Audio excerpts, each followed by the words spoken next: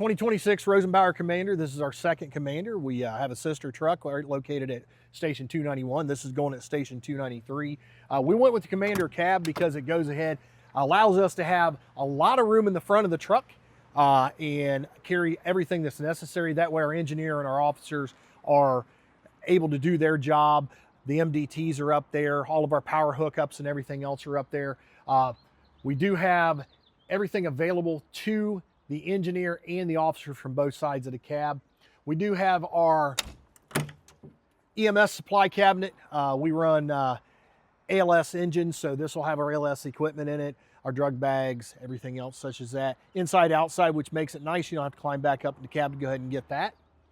The rear of the truck, we went ahead and we have 3 front-facing jump seats. We run a 3-man crew, but in case it's shift change, we have an extra couple guys or somebody's doing ride time or anything like that. It's very easy to accommodate. We do have cabinets on both sides. In the center console, we have a setup to where our ballistic vests are able to be stored there and our water rescue vests are able to be stored there. We have the cross-through compartment, which we keep our New York hooks and everything in. We try to keep a clean cab, but the only thing that's going to be cross-through is our New York hooks. Speed lays, multiple trays. We've got a blitz line speed lay up top. We've got 2 cross lays that are going ahead and fit 200 feet of 1 3/4. We ordered extra trays that way after a fire. We can just lift a new tray up and in. The enclosed pump panel is actually one of the favorite things that Rosenbauer does for us. With their ability to go ahead and use the cable system, we can go ahead and have these set up exactly the way we want. We run front of the truck to the rear of the truck, being the trash line on the front bumper and ending up with the hose bed lines on the back of the truck. It makes it very easy for the engineers. If you're looking at the truck, your left side's the front of the truck, your right side is the rear of the truck. We went ahead and went with the spare SCBA cylinders and some dead space on the side of the truck. We'll carry 8 on this truck. Pull down trays for everything that we've got in the top of the truck. This will be our saws and all of the equipment that come down there. Anything that's going to be heavy, it helps really well to be able to tilt down and be above grade.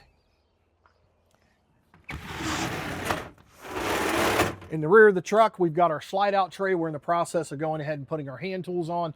Went ahead this morning and put in a quick toolbox. That way we've got hand tools for there. Our Milwaukee tools and everything is going to be in this compartment also.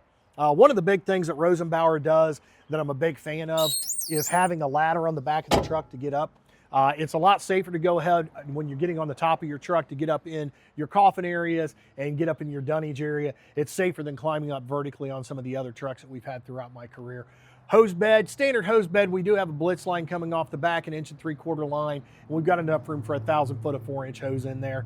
The rear compartment, along with our coffin boxes up top, we carry hazmat supplies, pigs, pads, booms, and then our oil dry. We do run a hazmat truck also.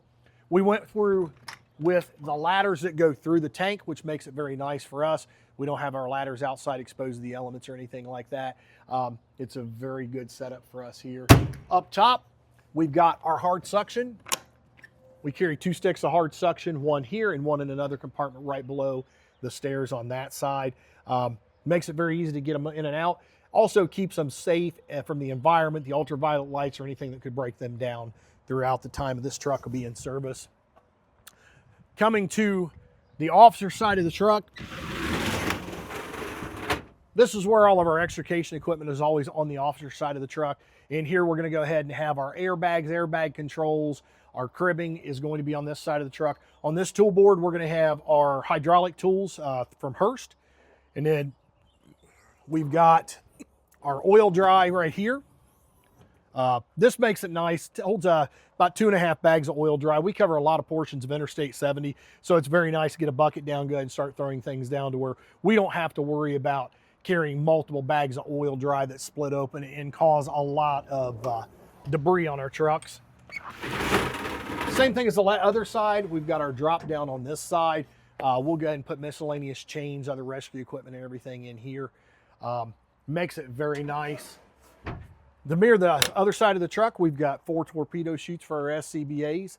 We'll have 8 bottles on this truck for the 5 air packs that we have available. In this compartment here, we're gonna go ahead and have our cribbing and a crib box down here. And then up here, we're gonna have miscellaneous hand tools and activity equipment up here. Opposite side of the pump panel, we've got our 2 Speedlay cross lays. We've got our Speedlay for our blitz line. This is the other side of the through and through. And then entry into the passenger side of the cab. This here is going to be miscellaneous equipment such as battery chargers for our Hearst tools, extra batteries, our gas sniffers, and everything like that. And then on the officer side, it's very nice. They can control everything right here from the screen. We go ahead and have the display for the speedometer. Big thing there is obviously we want to be driving with due regard to public safety, so the officer keeps an eye on the engineer. Sometimes we get a little bit amped up. Has a control for the cue right there with a slat pad instead of one on the floor, because inadvertently floor pads, people go ahead and will hit that with their feet. The front of the truck, we've got it set up for a bumper line. We'll run 100 foot of 1 3/4 on the front of the truck for car fires, trash fires, and everything else. And one of the things when we first started looking at buying Rosenbauer engines, we saw that you were able to have anything you want to put in the grill. This is our department. It also flashes as an emergency beacon when you turn the electronic lights on for emergency traffic. And it may not clear a lot, but it looks really cool. Cue siren, both forward-facing air horns.